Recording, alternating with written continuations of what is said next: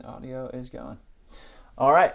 Well, this is SANDCAST, beach volleyball with Bourne and Travis Mewhirter. And this, all my friends have left me. So my normal host, is in Hawaii. And then this was actually, the idea was to have this be a Sav and Trav show, because like you and Sav, you're pretty close. Yeah, you played one together this year. You played at UCLA, and Savvy left me for Florida and then New Orleans. And so with my New Year's buddy, Zana Muno. My New Year's buddy. Well, thank you for having me. I'm excited. How are you, Z?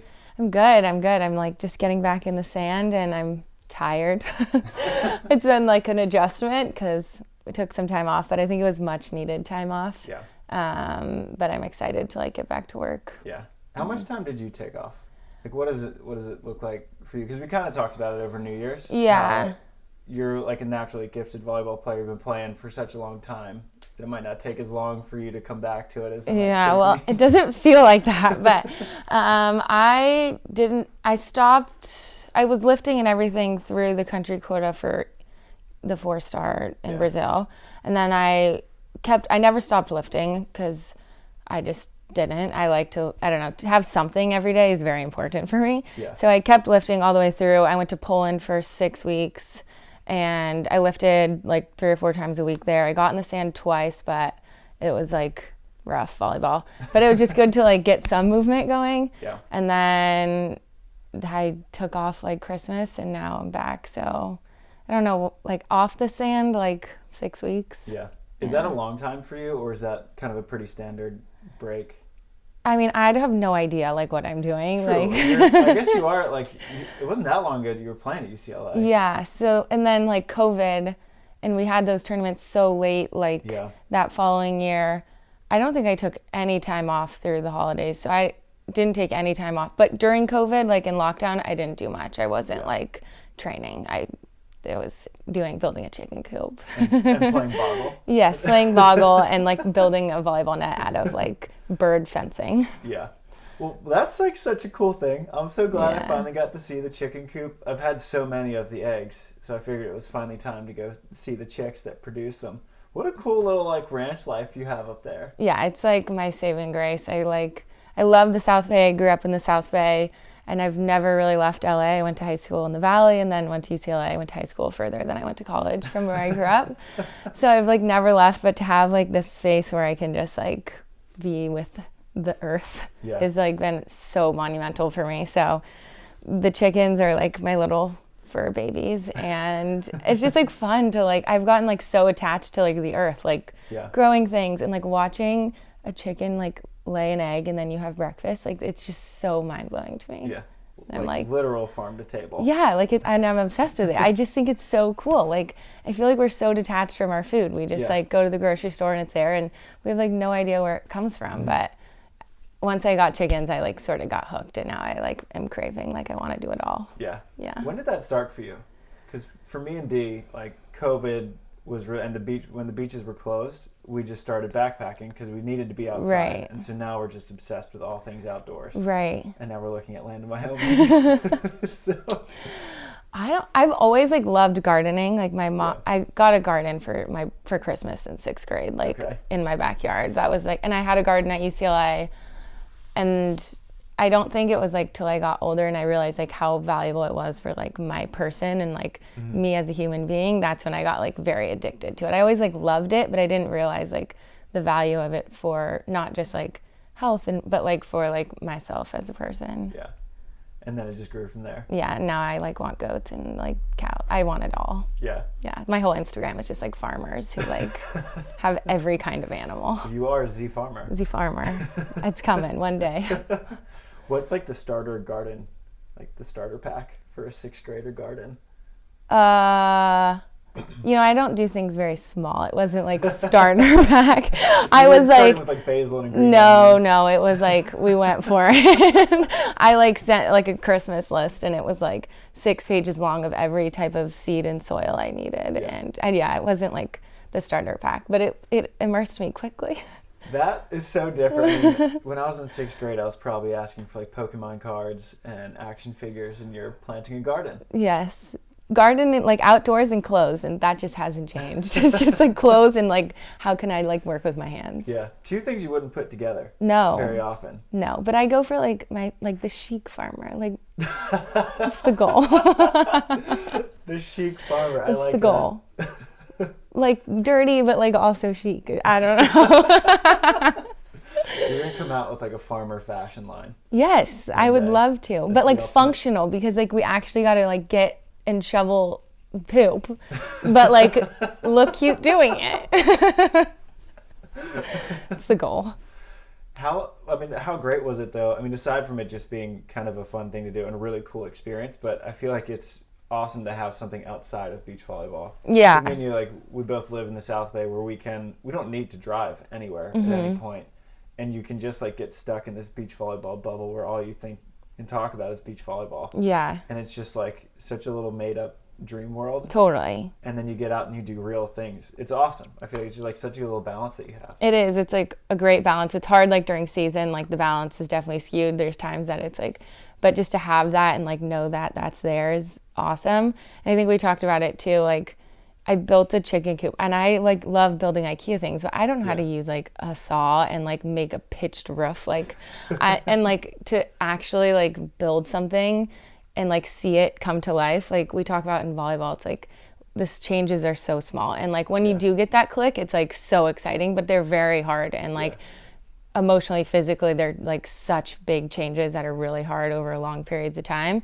But like in 2 months, I literally like put sticks and made like a home. And I thought it was so cool. It is so cool. Yeah. And that awesome. Is like, it was so good to have something like rewarding and to see like something that all the work I'm putting into like manifested into something. Because sometimes with volleyball, it's anything with sports, it's just like it's a lot slower of a process to see change. Yeah. So that part was great. So you had the garden. When did the chicken coop become an idea that you wanted to do?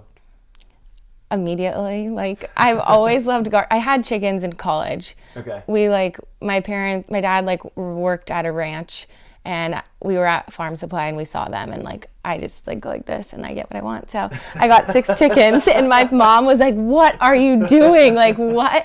Like why in the world would you she's in college. Like what is she going to do with 6 chicks?" What are we doing, chickens? So they became my parents and my grandparents' chickens. But I loved that idea, so I got like a taste of it and then we had to give them away because I was unfit to mother chickens. And then during COVID, I was like, it's time. Like, we have this land now. Like, and the goal was, the reason I made like such a big coop is to make it so they're sustainable on their own for like a certain period of time. So I had these like big dreams for this chicken coop immediately. And like my parents like, do you know how much money that's going to cost to build? Like, who's paying for this? So it's big, but I have so much more plans for the chickens. Yeah. Oh yeah. What else do we have in store? I mean, I don't really know what a chicken needs aside from a coop and a loving mother. I mean, none of this is necessary. They're like fine, but I want to make it so it's like their run, because they have one side of a run. Yeah. I want that to go like in a square. Okay. And then inside of that to be the garden. Okay. So that way they're like they're the fence to the garden, but they can walk all the way around like it. The Taj Mahal. Yes, exactly. I love it. The chic farmer. Yes. And it will be cute, and I'm so excited. One day. And throughout all this, you're balancing beach volleyball, which I feel like it's so important to have a hobby or something to do on the side, or you just like get too wrapped up in it. You spiral out of control. Yeah. But back to training. So what does training look like in your preseason? And you're still figuring it out. Yeah, you're for still sure. kind of new to like the professional side of things. For sure. So are you starting to figure out like what it should look like, or? I think that like the biggest thing I've learned since being professional is the value of weightlifting. So that's like my number one focus, and was my big focus during my like off season. I like really went heavy on the weightlifting side of things because I got some really good coaching after college in weightlifting, and like I saw the most tremendous like benefits from it, and health wise and just like overall body just felt so much better, and I felt a lot more capable. And something about it too, like gives me more confidence just to know that I put in that work. So that's like definitely my number one priority. And then right now I'm just learning how to pass volleyballs, and I don't know, we're going to go from there. The first couple I was like, oh my gosh, like this is so brutal. I went out today for the first time since Brazil, which is a long time ago. For me, that's by far the longest break I've taken. Because I still don't really have like the muscle memory of someone who grew up playing. Well, yeah. And so I like freak out when I take like 2 days off, let alone almost 2 months. And so yesterday I was just like passing to myself to make sure I wasn't totally. I should do that. That's a really good idea. But your story is like the most insane thing. The fact that you like just started is wild to me. Like, it's so cool. I feel like, do you have like a different sort of like excitement still because it's so new? Like, do you feel like you're just like, I feel like that's so valuable. Yeah. Well, so those moments that you're talking about, like the light bulb moments, and when you get it, it's so exciting. Right. I get those all the time still. That's so cool. Especially with like blocking, where I think blocking is probably the skill that if you're a casual beach volleyball player, you don't really understand how hard it is. Totally. And just like the tiny, like the shaping your hands. Like, I didn't think about shaping my hands until like this year. I was like, oh, if I shape it like this, it's going to have a completely different effect than if I do it like that. And so I have all these moments all the time. And so, it's still super exciting to me. So cool. It reminds me, like, blocking, gosh, in Manhattan with Savvy, I have such a big respect for blockers now. Like, I think I was getting, like, a little bit, like, I don't know, maybe just, like, I haven't done it in so long. I haven't blocked. So I just am like, why aren't you doing this? Because it just seems like from behind, you should just press a little more. Yeah. And then I did it, and I'm like, I'm so sorry for ever thinking that was easy because it's so hard. It's so hard blocking. It's tricky. And it's funny because he's played for forever. And when I first started playing, I was asking, well, how do you time a block or whatever? He's like, you do it. And it's such a feel thing for him. But for me, I kind of need like a step-by-step direction. And so Evie Matthews is like the blocker whisperer. He was so good for me. It's awesome. Him and Mike Campbell. Love Mike Campbell. Love him. He's like my favorite. Yeah. So just like, well, this year was also the first that I worked with a coach pretty much the whole year. Mm-hmm. And so I was having those little light bulb moments. It is like frequently because of like the sport. Sometimes we don't get coaches all the time, and like when you do have them, one, it's like, tell me everything, please. Like, I want all the info, and it's just like you see the growth so much like faster. Because I feel like my first year, I was just training with girls, which is great, and like I loved it. But like to be on like a program or a path where we're like changing things specific to you, like. It was like, okay, this is like what I needed because I felt like I saw growth so much faster. Yeah, and that's what Delaney said because she'd never really worked with a coach. Like, she grew up playing and but then she was working with Pompilio, and they were going all the time. Like, her and Tracy were training like it was like 6 straight months of dedicated training with a coach, and she was like, I don't know how I ever got better without a coach. Right. Like, once you cross that line, I know Pandora doesn't go back in the box. No, it's like I feel so spoiled now. Like, I'm so used to having a coach, but that first like moment that you get the coaches and the feedback and the input and just like even balls coming your way, like that are just tossed to you, like you like appreciate every little piece of that. And like now going back, I'm terrified. So you worked with Mark Fishman last year. Are you going back with Mark? Yeah. Explore a little bit. For now with Mark, he's been so awesome for me, and just on and off the court. And he definitely like does things differently, but I think the way the things he says I've never heard before.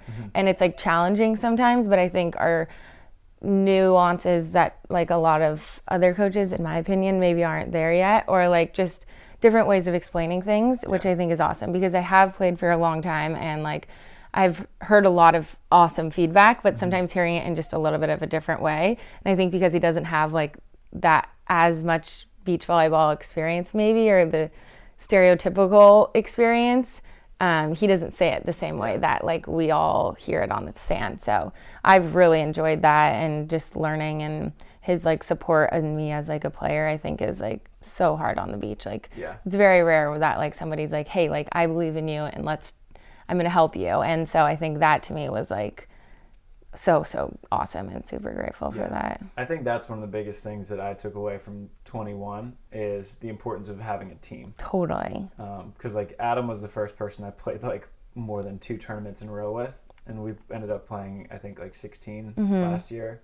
And when we were working with Evie, and when Evie couldn't go, we'd work with Mike. When Mike couldn't go, like we were always working with a coach, but Mike would be like texting us after every match on the World Tour and be like, hey, like good win, good loss, like what worked, can you send me the film? And it's so nice to have that like support and team. It's so important, and Jake Gibbs huge on that. And now like I can see why. And I think too, it's like, it's a sport where that's not really given to you. Like you have to sort of like create that, and it's hard to come by, it's hard to find.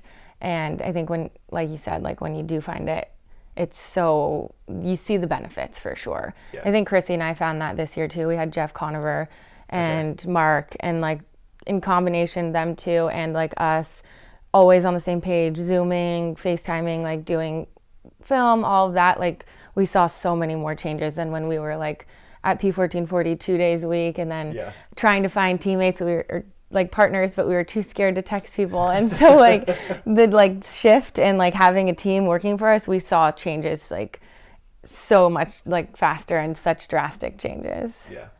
And you played with you. It was funny. Last time we had you on the podcast, you and Crissy had just gotten your third in Hermosa. Yeah. From what, Q like 47? Something very down there. Yeah. And we had you guys on, and it wasn't that long ago, but so much has changed. Yeah. Like there's been a pandemic since then. Yes. My beach volleyball career has been nothing but like it's just like been crazy. But we ended up playing together again for some of last year too, which was awesome. I think playing with her is just so fun. We have like a good chemistry. We even played together when we were like U19 World Championships in Portugal. Yeah, it's so funny, the photos of us, we look so little. But yeah, I think we took 5th in that. We lost to the McNamara twins. It's fine. But yeah, we had such a good time playing together. But we're gonna go separate ways this year. She just isn't like wanting to do the world tour stuff, which I totally get. She's married and like gonna commit to AVP, so like I'm excited for, on good terms, like went separate ways. But I had so much fun playing with her.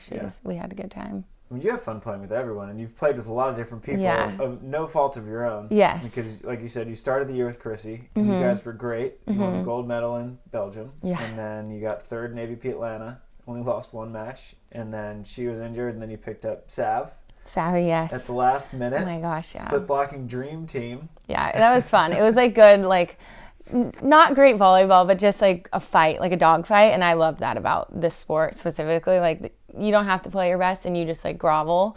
And we groveled our little hearts out, and it was really fun to play with her too. It's good. Run it back. Fun to watch. You're scrappy as hell. Yeah, scrappy for sure. We had to be. and you don't know how not to hustle when you were diving. In the grass in our little short court Wilson game. No, I don't. I was thinking that because people ask me like, what's your defensive tips? And I like don't like. It's not very methodical for me. It's all instinctual. And then I was playing squash in Poland with Micah, and I literally have holes in my shoes because I'm diving all over. And Micah's like, chill. And I'm like, I'm not trying really hard. I just go like. I don't know. Like, why would I let it drop if I can try my hardest to not let it drop? Like, I don't know. Yeah, I don't know how to not try, but it's really fun. Where do you think that comes from? Because, I mean, you have a really athletic family. Yeah. Your mom and dad both played sports in college, right? Yeah. Rutgers? Yes. Okay. Yes. And then, I mean, your brother's obviously very athletic. Yeah. My mom says that it came, because I always played with boys, like, growing up, and it was always me and my brother's friends. So I think that it was, like, they weren't going to, like, just let me off easy. It was mostly soccer. Like, I would practice with my brother's teams, and I was, like, going to get banged up, but if I cried, I wasn't allowed to practice with them. Okay. So, if I was terrible, nobody wanted me there. So I had to like try so hard. Yeah. And like if they hit me in the stomach, I just remember one time getting hit by like the big kid who kicks it really far when we were little. And I was like, oh my God, like when you can't breathe, and I was like, you're fine. Do not cry. Do not cry. They won't let you back. So I feel like it's just kind of like that like mentality of like, just keep trying. Just keep going. Yeah. It's a good mentality to have as a defender. Yeah, for sure. Yeah, I'm like, that's definitely, I feel like my greatest, like, I feel most grateful for. Yeah, because watching you play, I'm like, she got another ball up. She got that one up too. Just keep rallies alive. I just try to, like, I don't know. Patty Dodd's phrase is you don't know till you go, and that's like been my motto. And I surprise myself all the time. Like, I don't know how I did that. I didn't think I was going to get that one. All right, here we go. Like scrambling to try and transition, just like give them a free ball. I'm like, all right, let's do it again. And Patty Dodd, I mean, speaking of just coaches that you've had, I mean, being raised good friends with the Dodds. Yeah. Pretty good coaching your whole life. Yeah, just like great voices in my ear at all times. Like, Yeah. and I wasn't even like serious about volleyball as like a little kid. I loved soccer, but just like the constant like good feedback and like, I don't know, they've been so influential in my life. So yeah, I'm pretty lucky in that. And they're such good people. Like, it's fun to find people who are really good at what they do. Yes. Obviously, Mike and Patty were world-class volleyball players. Yes. But they're just like great human beings. Totally. Yeah. My favorite, like all my favorite memories with them have like nothing to do with volleyball. Just like the banter and like the just good people. I love them very much. Yeah. It's funny how it works that way. Because like, I mean, so much of your life has been revolved around volleyball. Mm-hmm. But a lot of your best memories, I'm sure, have to do maybe with volleyball people like the Dodds. Totally. In a non-volleyball setting. Yeah. Like New Year's. Yeah. Like New Year's. Yeah. Volleyball people, non-volleyball setting. We're just lighting off fireworks and Jordan's screaming. Yeah.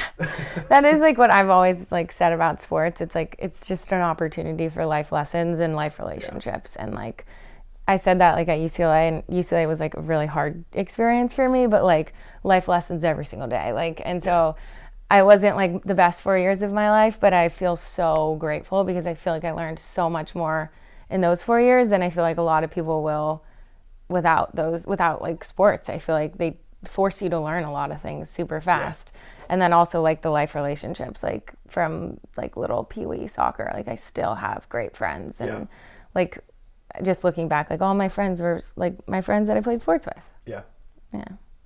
That team at UCLA, I know you said it wasn't the best 4 years of your life, but I'm curious like what the culture of a team that is that good with so many like ferocious competitors. Yeah. Like you're super competitive. The McNamara's are two of the most competitive people I've ever met. Sponsel and Lily are super competitive. Yeah. And then you have, I mean, Abby, I don't know Abby very well, but she's very so good. competitive. She's like, she just seems kind of quiet. Oh no, she's so competitive. She's like the little like evil bunny, but I love her, but she's very, very competitive. I'd be like, it's okay, Abby, like calm down. We don't need to like punch the ref. It's okay. We're good. But it was interesting. People always ask, and I feel like looking back on it too, I could see there being a lot of friction just because like Sarah Swanson was at the twos. Like that's ridiculous. Like she literally just went to the Olympics. Like, and the McNamara's like, they are incredible. Like there's just so much like depth. But I think Stein did a good job that like, he kept our lineup the same all year, so it didn't really create conflict of like, well, now they're at the one. It wasn't like constant competitions. I felt like people settled into their roles really well.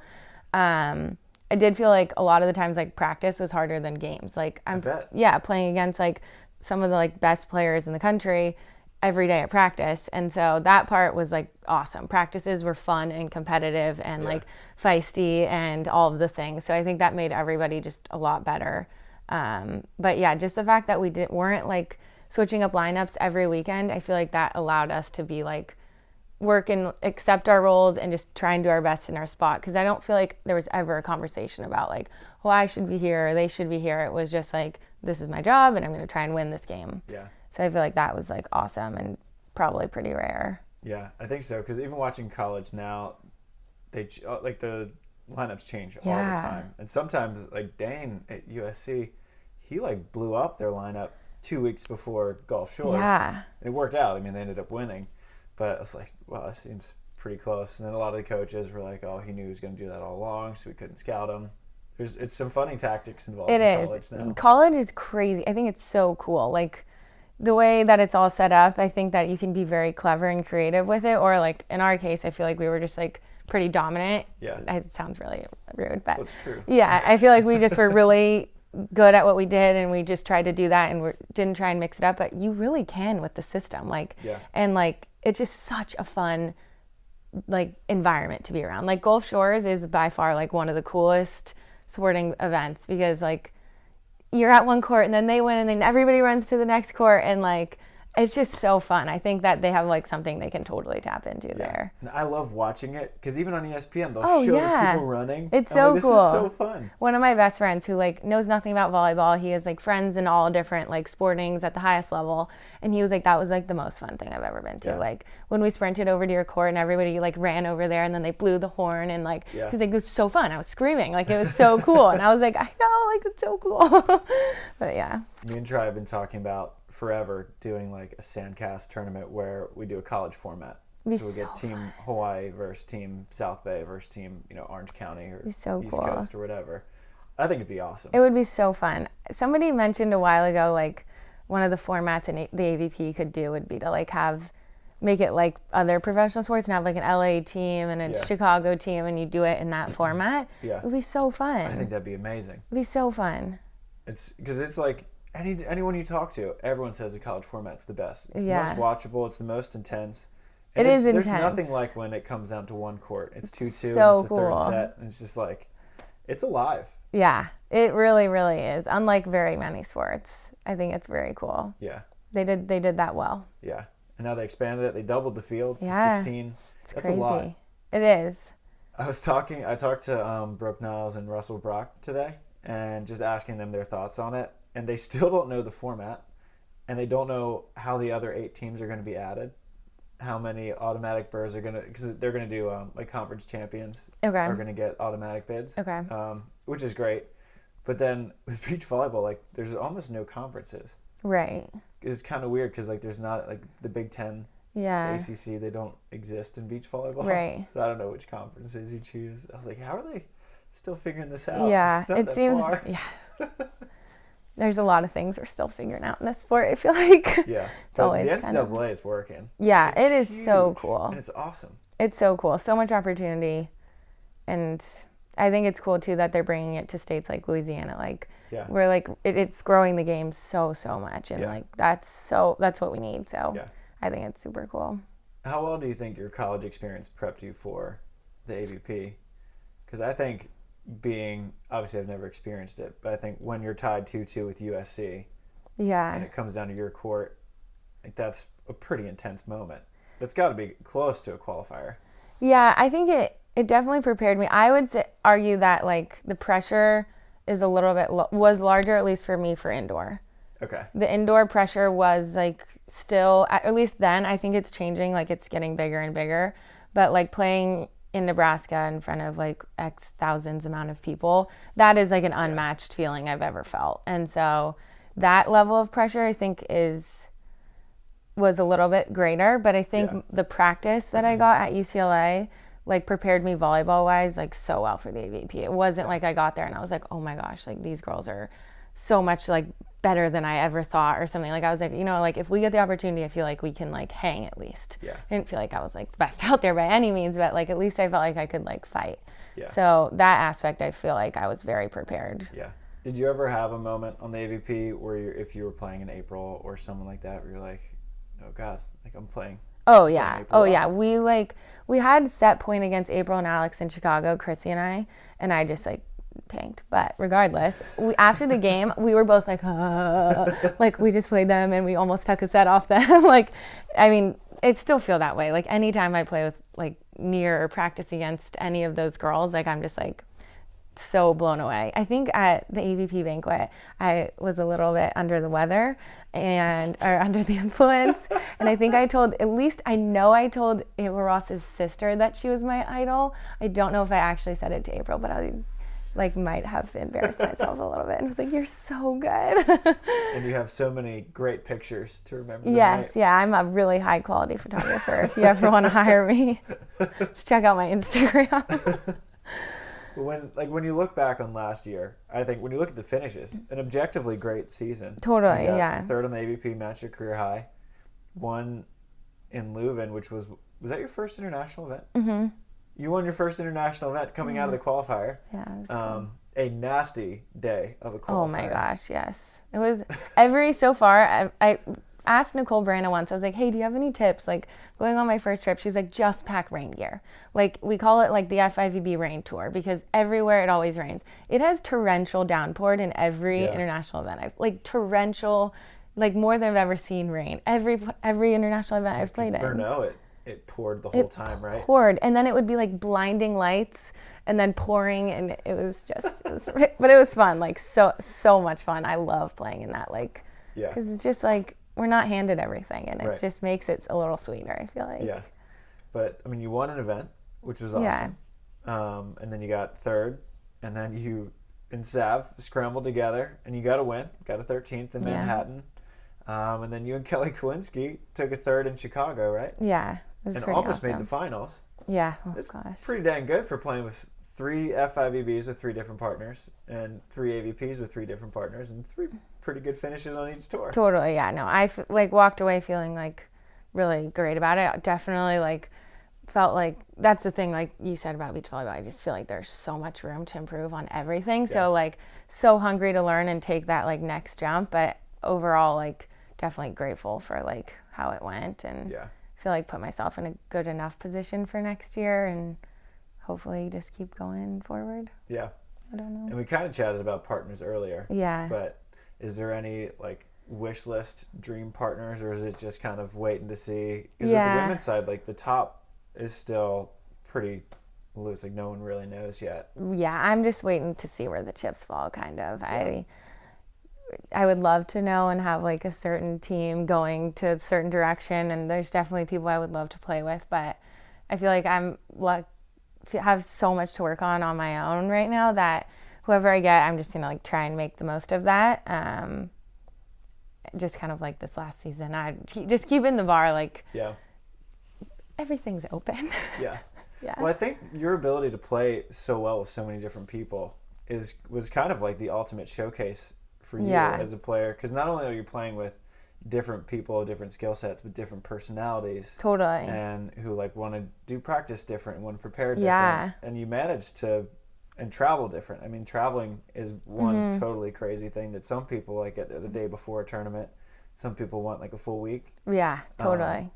So you manage that so well. I feel like you would never wish that year upon anyone. Yeah. But such a good learning experience. Totally. I think, just the importance of being malleable was really, really ingrained in me. I never feel like I'm very particular about like that many things. And I feel like this year it really paid off. Like the fact that I don't need to do this and this and this was good, because I couldn't do all of the things that maybe I wanted to. And I feel like I just could learn from a lot of people too, because like not only was I getting like, I had to like deal with them, but I also got to learn from a lot of people and like also learn like what I like a lot and what helps me and what doesn't help me, and just like I feel like the more people and the more experiences that I got, I could just like put that all in my like memory bank for like one day the pinnacle. Well, what kinds of things did you learn and take away? What did you learn that you liked or didn't like? I think, oh gosh, that's hard. Again, I'm not that particular, so I think it was pretty easy for me to get along with everybody, and there was never any like huge conflicts. I think communication had to be huge. Like I learned the importance of it, and the raw conversations that were uncomfortable were so necessary at all times, because that's the only way I could move on or move forward. So that's like one thing I feel like was a big learning lesson this year, was like have the difficult conversations as early as possible. I feel like sleep was a really big one too. Yes. Like with the travel schedule, like with Delaney, we went to Bruno and we played in Manhattan. I lost, and then I text Crissy, I'm like, how we feeling? She's like, not feeling great. I'm like, all right, I'm going to cancel our trip. And then Delaney calls me and I was like, don't you dare say it. I like saw her name. I'm like, I know what's coming. And then we left like within like 16 hours for Bruno. That I went straight to Poland to see Micah, then straight to Chicago, then back to LA for less than 24 hours to go back to Italy. So it was just like sleep and knowing the things I need to pack and the things I like to like bring with me, and that international experience. Like I've never done that kind of stuff. So learning what I need to have with me, what's essential, what's not worth bringing, because you don't like carrying 19 suitcases through the airport. Right. How many sundresses do I really need to bring? Like, do I really need like my coats and my heels? Probably You're a not. chic beach volleyball player. Yeah, I really try. And like, yes. And yeah, that was, those international experience I think was definitely gained. I feel like it's an art. It is. And some people have mastered it, and I most certainly have not. So I think it's more abstract art, where it's just like you just throw a bunch of shit. I can't do that. Like I hope it's not. But and the necessity of like an array of bathing suits, because you never know who you're going to play with and what color bathing suits they have. So you got to have them all. That was important. Reading the FIVB handbook and learning about that was very important. So the first FIVB I played was China in 2019. Oh my gosh. It was quite the experience. But I was playing with Bogue, and we both had blackish shorts. He had a couple stripes, and I had like a flower. I was actually tries. I was wearing tries shorts, and he had like Hawaiian flowers on it. And the ref, like 10 minutes before a match, said, "You can't Where's play your in these. where's your games Like out there?" Yeah. Yeah. So, but he couldn't have been any nicer. Oh. And so he let us use the officials' shorts, which were really nice. That's so nice. And so he said, normally you'd have to have your name on the shorts as well, but I see that your names are FIVB. Because they said they were official shorts. They said FIVB. I said, yeah, that's my name. That's us. That's crazy. And so from then on out, I've been like, all right, you got to be pretty dialed. Totally. And there's like, that is a whole nother art. So learning all of that kind of stuff was very important. Yeah. Because I feel like for me, like, I guess what the biggest takeaway for all of those things is like, how can I be best prepared when I step on the court? Because I felt like there were games where there were so many things going. I didn't show up like my most clear self. Yeah. And that the value of that I really, really learned.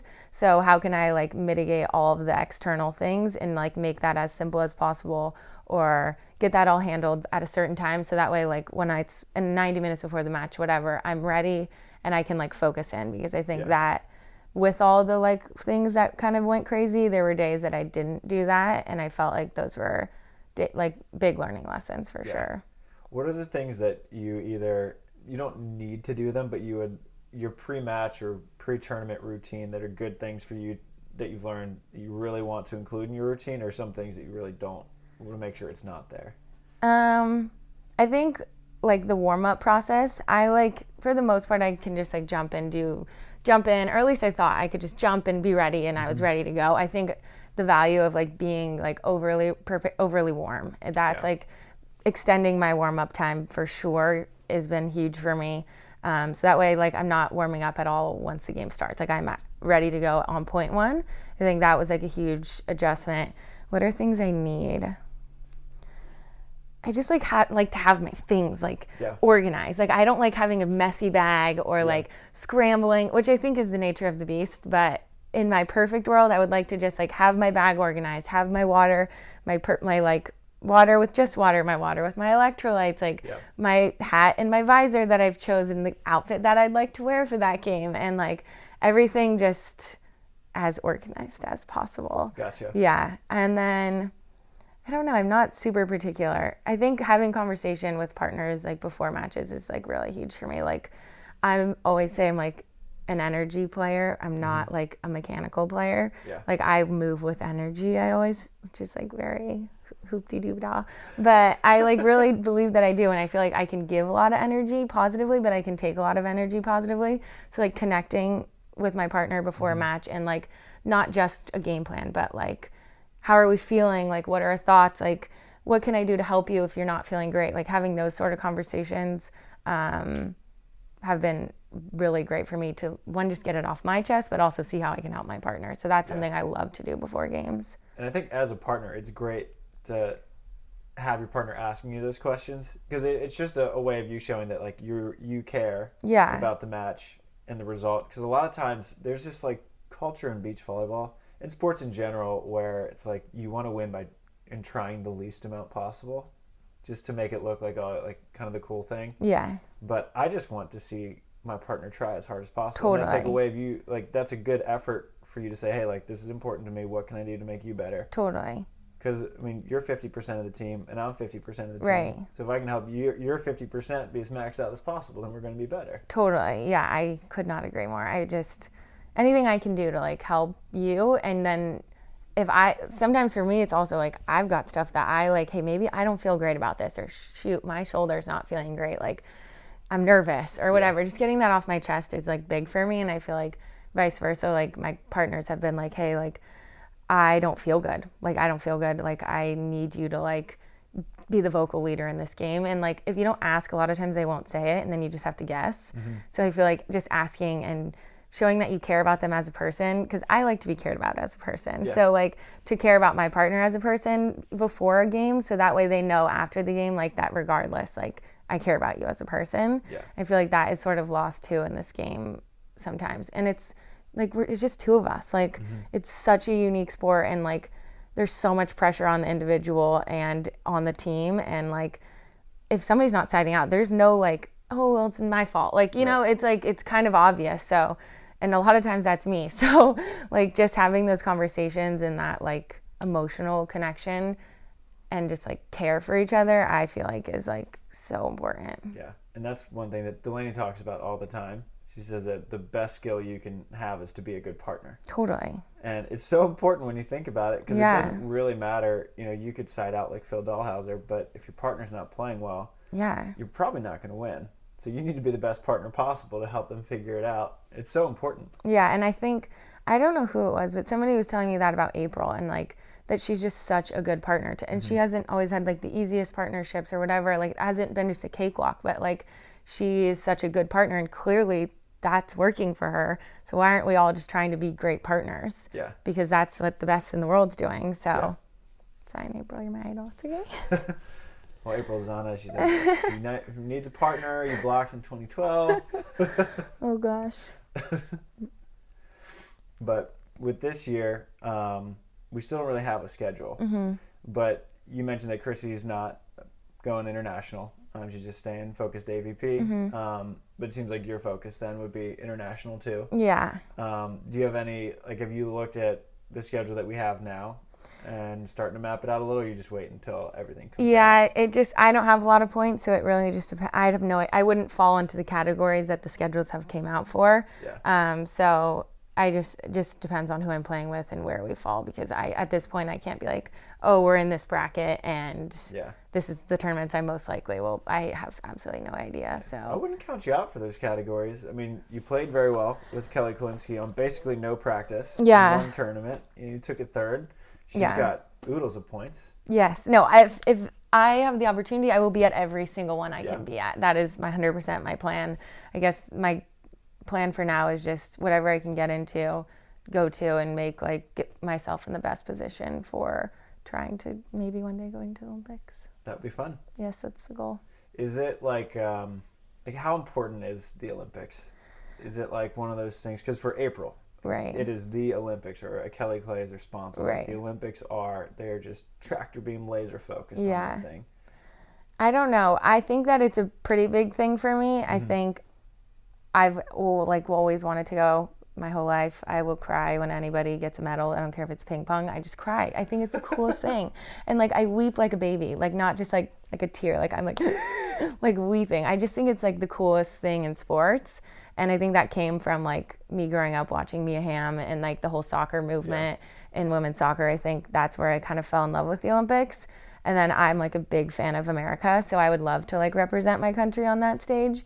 But I do know my values and my priorities are not just volleyball. Like I need balance in my life, and so family, boyfriend, whatever, like those things are also important. I don't think I will go to every length and put everybody else on the back burner, and if that's what it takes, then maybe I won't get there, but I feel like I still could. Like I think that balance is something that is also really beneficial. So I think it's like you're just such a healthy, rounded human being. I think it's super important to have that. You just get, especially a sport like beach volleyball, where if it goes wrong, like it's not you're going to be financially well off. Totally, Football, whatever, like you'll be good for a long time. Yeah, I think that I learned that in college too, because I put all my eggs in like volleyball, and like just growing up, sports were my whole world, and I think that like I wasn't the happiest person, and I got hurt because I played 4 years at UCLA, 2 seasons. Like I never had off season, except for I broke my foot my sophomore year, so I didn't play beach, and it was the best year of my life. It was the best 4 months of my life, and I had my friends, and I was still training indoors, and like I think that I got like a little glimpse of like what balance was and like what it was like to be a normal college student, and like I was like teased a little bit.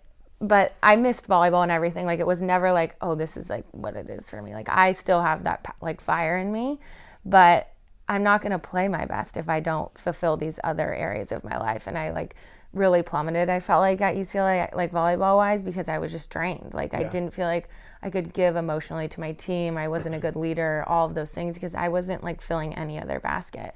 So I feel like I learned that lesson, and now like I know my values and that those are important those are like my most important things. But I think filling those are going to make me a better volleyball player. Yeah. I think that is like the ticket that not too many people realize. Yeah. And that's what, my overall life balance veered way in the beach volleyball side of things. And then like halfway through, Delaney's like upset and miserable because I've been gone for a couple months. And then because she's unhappy, then I'm on the road and I'm unhappy. Then I'm playing terrible. And it's just this terrible cycle. Yeah. I'm like, well, no, I just need to practice harder. Right. You keep pushing. And then you realize that like none of your buckets are full. They're only like a quarter full and you're doing nothing well. Right. And so I think it's so important to have that emotional side filled up, the spiritual side filled up, the physical thing, and then the volleyball. I think they all complement each other. Yeah. And I think to be able to go to the Olympics and to have that also would be so awesome to like, you can do it this way and like you can have balance and like it's not freaking easy. Like I don't see my boyfriend 6 months out of the year because this is like my dream. Right. But like, so you're going to make sacrifices and it's hard, but you can still like fulfill like your other tanks enough to like when that time does come when you're done, like you have like relationships and people and hobbies and just other passions. And that's sort of another reason I would like love to go, just to like show people that the importance of all of that. Yeah. And I think it's almost needed. Even April, who's like one of the most intense people I know and who is like obsessive with beach volleyball, she still has like as soon as beach volleyball is over, she's drinking coffee and reading books in the mountains. Like she has her little getaways. Right. And I think everyone either has to have it or has it to do something at such an elite level. Totally. Yeah. And you got your chickens. And me and my chickens will live happily ever after. And you played so many other sports too. How much do you think that's helped you be so good at beach volleyball? Honestly, this year I used my feet in games like so often. Every time I'm like, yes. But I don't know. I don't feel like they translated that much or it's like it gave me this sort of advantage. But I just do feel like I didn't get burnt out with volleyball. And I feel like I still have this like love and excitement and fire for it. That I feel like I started soccer at like, I was playing club soccer in like second grade and like doing every camp and trying to do all the youth USA soccer things. And I burnt out. And so then I did volleyball with 4 other sports and I did that all through high school. And then even in college, like I had 2 completely different teams, 2 completely different coaches. It was like a separation and like some sort of balance there. So I feel like now that I'm like all in beach volleyball, it feels so new. Yeah. Like it feels like this is like a whole new world and I'm so excited about it still. So I think that was like the best thing I got from it. Yeah. It's cool. One thing I remember you saying at New Year's is that you found out, you sort of like had this epiphany that you still love beach volleyball. Yeah. What happened there? Like why, I forget the exact context. I don't know. I don't remember. What were we talking about? I forget. Maybe it was COVID when we all had to take some time off. Yeah. Volleyball. But you just seem to have this moment where you're like, wow, I still really love beach volleyball, which is such a cool moment to have. Yeah. Well, I think last year I went to France after my first AVP season and I struggled. Like I was emotionally, mentally just in the gutter because I had never done nothing. Yeah. Like I was there and I was doing nothing and I was just watching my boyfriend play volleyball and I was like, the French people kept calling me the accessory and I was just like, oh my God, like no, like please no. My like ego was just like shattered. Yeah. So I think that was like a big wake up call, but I felt like I didn't go 100%. I didn't like dive 100% into beach volleyball my first year. And then going all through COVID, I realized like, I don't know, I guess it was just like last year around New Year's, I was like, if I'm going to do this, like I want to go 100%.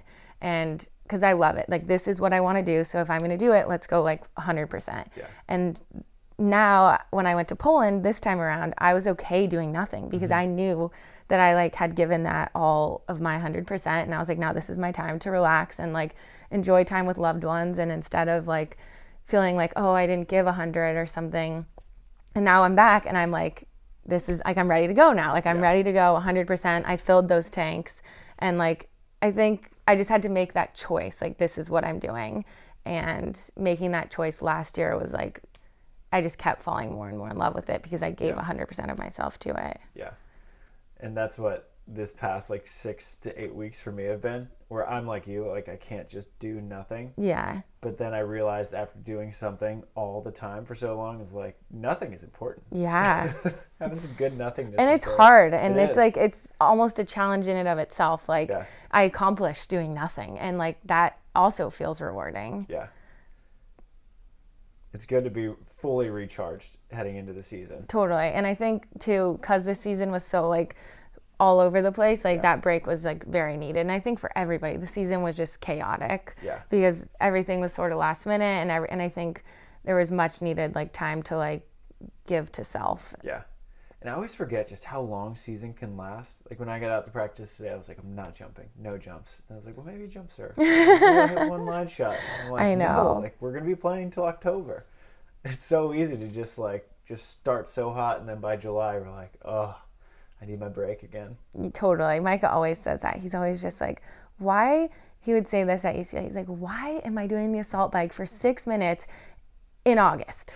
Like, I don't play till January. Like, why am I doing this right now? Like, there's no point. Like, you want to do it in December? I'm here for it. I will go 100% on my 6 minutes. But, like, it's August. Like, and so I think it's just such a hard perspective for an athlete when this is, like, our job. Yeah. But it is so important. And to be able to have that ability to say no and to be able to slow yourself down it's a skill. Yeah. And it's cool that one of the ways that you slow down is you're still active. You're still on the farm. Oh, yeah. Building chicken coops. Yes. You know. And I like call it like farm girl strong because it's like farm boy strong, but farm girl strong because it is such hard work. Like my whoop, or now it's my Oura ring, but my whoop at the time would be like, did you just work out? And I'm like, yes, I did. I just shoveled like 99 pounds. Like it's such hard work. And so I don't know, there's something feeling like good in that too. Like I feel like I'm like working different muscles. It is like a sort of like cross training, and it's rewarding and working with my hands, and it's like, I don't know, I love it. Yeah, that's how backpacking was for me. Totally. Because I mean that is a workout. Don't have to tell me twice. Carrying those bags, and then we were talking about just like the reward system. Oh doing stuff outside, like your brain's just lighting up. Oh it's yeah. Amazing. I went backpacking with Delaney, as you know, and I was miserable the whole time. I was like, why am I here? I'm going to die. Like, how do I get out of here? Like, who do I call? I have no cell service. How do they get the helicopter to me? Because I can't do this. Like, this is horrible. And I've never felt so accomplished after. Yeah. Like, it was like so miserable and cold and long. And Allie Wheeler was like, just like, we're almost there. And it was like 2 miles away. And this was after like 10 miles. She's like, we're almost there. And I'm like, all right, like around the corner. And I'm like 9 corners later, I'm like, Allie, like, where are we going? But after, like, it was so rewarding. Yeah. And like, those are the things too, like just those little like nuggets that are just like good in the heart. We've been watching this show, Mewhirter. I think we talked about it. But it just tracks Steve Rinell's hunting trips, and they just log all his conversations and whatever. But one of them, the guy said, the amount of fun I have is directly correlated to the amount of discomfort I go through. And to a certain point, obviously, it's too much. But I was like, that is so true. Like, I look back on my favorite camping trips or backpacking, and it's like the hardest trails, and then you get up there, and you have, like, the greatest Pop-Tart of your life. Yes. Because you worked so hard for that Pop-Tart. Mm-hmm. Micah talks about that all the time, and I feel like he's been, like, because I've been spoiled rotten my whole life, I'll just say it. Like, I've been very, very lucky, and my parents treated me like a princess, and it was awesome, but I felt like I wasn't used to things being hard. Yeah. And so I think that was part of my UCLA experience. Like, that was such a wake-up call. And he does something every day that he doesn't want to do. Like, it's a conscious thing that he, like, so, like, in college, he would literally, like, be like, I'd drive to campus, and he'd be like, I'm walking. I'm like, it's raining. He's like, I got to do it. I don't like it, but I got to do it. So that way he never gets used to things being easy. And, like, I feel like that has been part of this whole professional beach volleyball experience is, like, learning to love the grit and the hard work and the not so fun times, because it's so much more rewarding after. Yeah, for sure.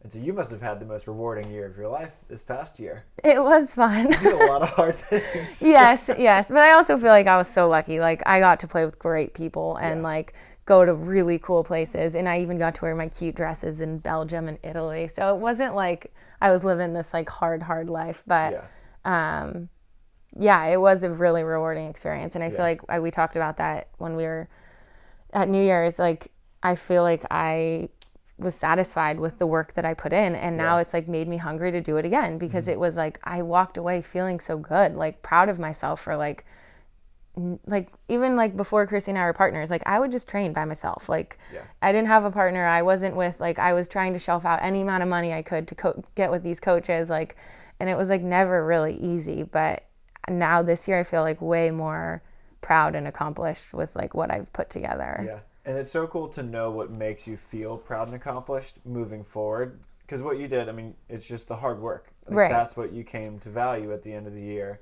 Right. And that, you know, that's repeatable. And you now, totally. Now I'm like excited to put that hard work in again, because it's like, I know that I don't care that I got the thirds. Like those, like, they don't feel real to me. I don't remember them. People are like, you did so. I don't like, in my mind, we didn't win, and I don't care. So, like, they don't, but it was just, like, the body of work that I created because of that. Like, in all of, like, January, February, March, I drove to Santa Barbara every single day to work out with my brother, because things are still kind of shut down. And, like, this guy that my brother trains with is insane, and it was the hardest work I've ever done in my life. But I did that. Like, I drove 4 hours every day to, like, put myself in the hardest physical situation that I could, and then I felt more prepared after. And like showing up to a game too, it gives you so much more confidence, like, because like I did all of that dirty work, and like, I don't know, I think that was like a huge learning lesson this year. Well, if you call yourself a princess, you're the grittiest princess I know. Not too many princesses are shoveling chicken shit. Yes, but it's fun too. Because chicken shit turns into dirt that you can grow stuff in. It's so cool. It's a full circle. This is like the plot of a Disney movie. Just like kind of a rogue, like, do it all princess. I'm here for it. Let's get in contact with them. That could be our next book. There we go. We can collaborate. The Cheek Farmer. The Chic Farmer. Or the Cheek Farmer, like the chick farmer. I like that. Chic. We're going somewhere with this. Oh, gosh. All right, Z. Well, we try to cut it off about an hour. Okay. And so is there anything that you have that you'd like to say? Anything you might have missed? Anything you want to let the millions and millions of listeners know? Not really. Let's see. No, I don't think so. Is there anything you want me to say? Where can they follow you on social? Where can they keep up with Z Farmer? You can follow me at Z Farmer for all of my farming content, and Zana Muno for my other content. And I feel like that's another thing too, like my social media, I struggle with it a lot, because I've always been told like, oh, I have the perfect life, blah, blah, blah, blah. So I like would want people to know that like, that's just like a picture on the internet. It doesn't mean anything. And I struggle so much with it. It's so hard. And that's one of my goals for 2020 is to detach from social media. So I think just knowing like that it's just the pretty pictures, and I don't know. I cry in my bed all the time. I miss my boyfriend all the time. I miss Micah too. Me too. But yeah, I guess that's all. So at Zana Muno, and Z Farmer is Z-E-E. Z, yes, like Farmer. Z, is like the Parisian, Z Farmer.